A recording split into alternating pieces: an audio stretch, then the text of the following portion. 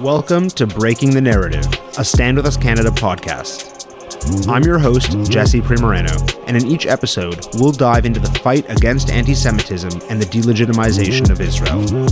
From student leaders to community advocates, we'll explore how people are standing up and making a difference. New episodes drop every other Thursday, so let's get into this week's conversation. Welcome back to another episode of Breaking the Narrative. I'm your host, Jesse Primorano, and thrilled to be joined today by Dahlia Kurtz.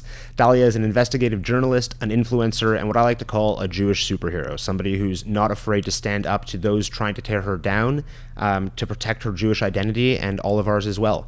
Dahlia built a career as a nationally syndicated talk show host, a writer, and a social impact leader, but since October 7th has put all of that on hold to protect all of us, Jews across Toronto, Canada, the world at large, and make sure that our identity is protected in spaces where it's being torn down each and every day. Dahlia, it's so great to have you here. Thank you for joining us. Thank you. And thank you for making my mom a part of the show and allowing her to write that intro. Well, you know what?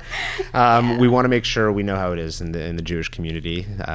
We like to cavil and we like to praise, but at the end of the day, we're living this moment right now where there aren't so many people, doing what needs to be done to the extent that it has to be done. And that's not a shot or a condemnation of anyone. It's just to say that we're living in a terrifying time to be proud to be Jewish.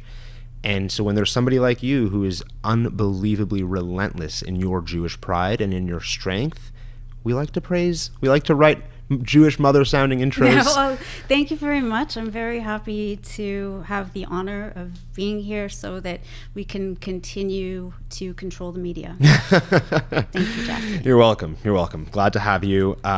So, Dahlia, you've built a career, we talked about already, like in the media. I'd love to talk a little bit about, your background in media, and most importantly, what has led you to lead with your Jewish identity through your, career and now this new sort of phase of your life. It's funny how you say I built a career because I feel more like I've crumbled it.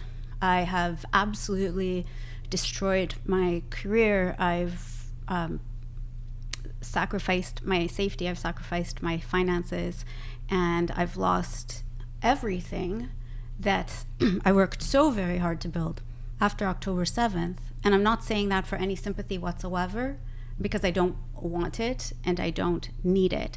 I'm saying that because I want people to understand how very important this is to me. And, you had mentioned earlier something about what my mother wrote, coming forward strong with my Jewish identity. It's not about me at all. Everything that I do is about helping to give people light and to fight for Jews, but also fight for Western civilization. Mm-hmm.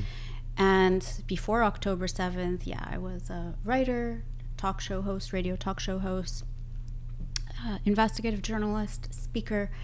And then October 6th, my mom and I, she was visiting from out of town, and we were watching, of all movies, we were watching Golda, the story of the Yom Kippur War and how Israel overcame all odds to win.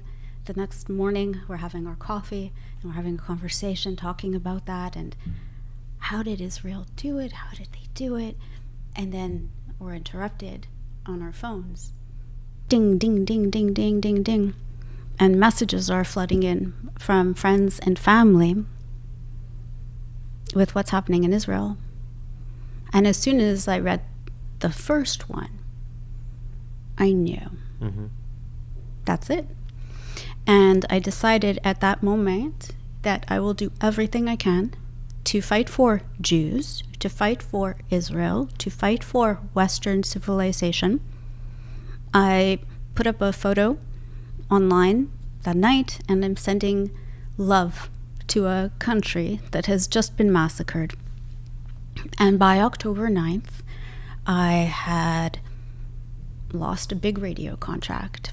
I lost a big podcast contract. My speaking agent ghosted me, and I lost all of my speaking gigs. And I lost all of my friends, but one. And that didn't stop me. It just motivated me. And from October 7th on, I've been investigating and exposing bad actors. I've been helping people who aren't getting the help that they need.